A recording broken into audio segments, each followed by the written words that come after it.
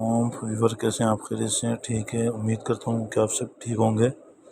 ये आज के आपके लिए आज ब्रोनोकॉल सिरप उसने खिदमत में हाजिर किया है।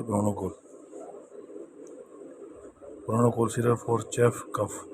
आजकल तो मौसम चल रहा है, उसके लिए बहुत बेहतरीन सिरप है ब्रोनोकॉल। फ्रोजन्स कंपनी का है और बहुत अच्छा सिरप है।